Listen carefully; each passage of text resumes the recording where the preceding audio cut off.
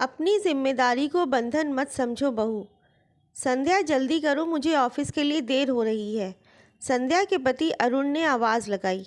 संध्या का मायका और ससुराल दोनों एक ही शहर में थे, इसलिए संध्या कभी कभार किसी त्योहार पर या किसी के बर्थडे एनिवर्सरी पर अपने मायके चली जाती थी।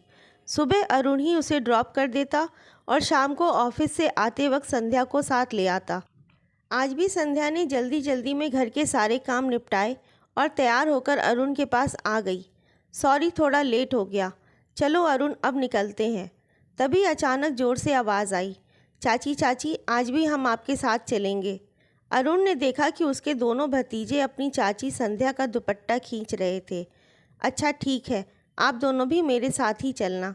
संध्या ने प्यार से दोनों भतीजों के सिर पर हाथ फेरा।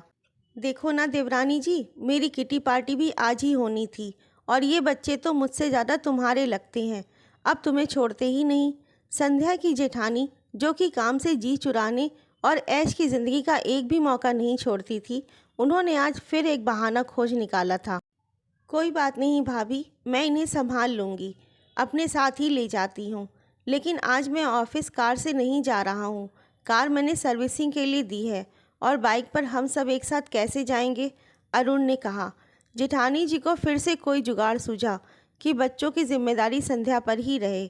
अरुण की बात पर झट से बोली, हाँ तो आप सब मेरी कार में चलिए ना, आप लोगों को ड्रॉप करते हुए मैं किटी में चली जाऊंगी। अरे लेकिन उल्टा रास्ते क्यों जाना? बच्चों को आप एक दिन अपने साथ किटी में ले जाइए। वैसे भी हर बार तो संध्या के साथ जाते ही हैं, आज नहीं जाएंगे तो क्या हो जाएगा? अरुण ने अपनी भाभी से कहा। तभी बच्चे बोल पड़े, नहीं नहीं, हम चाची के साथ ही जाएंगे।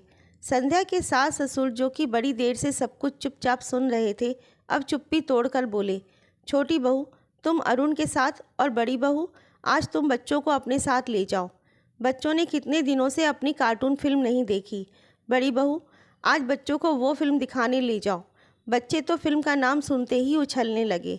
एक झटके में चाची का दुपट्टा छोड़ माँ की साड़ी पकड़कर खड़े हो गए। अरुण को देर हो रही थी, इसलिए संध्या और अरुण चले गए। बड़ी बहू का गुस्सा 7वें आसमान पर था।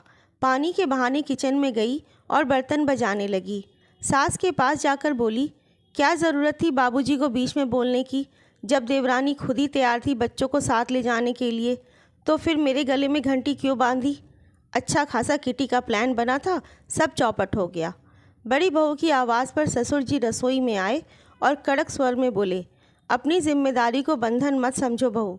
छोटी बहू जब से इस घर में आई है, तुम्हारे हाथ बटाने के साथ पूरी जिम्मेदारी ही अपने कंधों पर संभाल रही है। हर छोटे बड़े का पूरा ध्यान रखती है। यहाँ ससुराल में एक पाँव पर खड़ी रहती है। कम से कम उसके मायके में तो उसे चैन की सांस लेने दो। हाँ तो मैंने कहाँ जानबूझकर बच्चों की जिम्मेदारी उसे सौंपी है।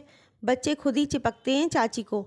वो इसलिए बहू क्योंकि तुमने कभी अपने बच्चों और इस घर की जिम्मेदारी नहीं ली। अगर यूं ही तुम अपने कर्तव्यों के प्रति गैर जिम्मेदार रही तो आगे चलकर स्वयं ही पछताओगी। ये घर तुम दोनों बहुओं का है, इसलिए फ़र्ज़ भी तुम दोनों के बराबर होने चाहिए। लेकिन वो घर सिर्फ बहू का मायका है। बार बार या हर बार अपनी जिम्मेदारी से भागकर बच्चों को छोटी बहू को सौंपकर उसे उसके मायके के सुख से वंचित मत करो। वहाँ भी अगर वो अपने ससुराल की जिम्मेदारी साथ ले जाए तो उसके मायके जाने का क्या फ़ायदा? और ये सिर्फ मैं इसलिए कह रहा हूँ क्योंकि तुम हर बार बच्चों को संध्या के साथ भेज देती हो। बड़ी बहू, अपनी जिम्मेदारियाँ समझो और प्यार निभाओ। जीवन में अपनों की भी कद्र करो। ससुर जी की बात खत्म हो चुकी थी और बड़ी बहू बिना कुछ कहे बच्चों को फिल्म दिखाने ले गई। आपको ये वीडियो कैसी लगी कमेंट करके ज़रूर बताएं। लाइक, शेयर एंड सब्सक्राइब करें। धन्यवाद।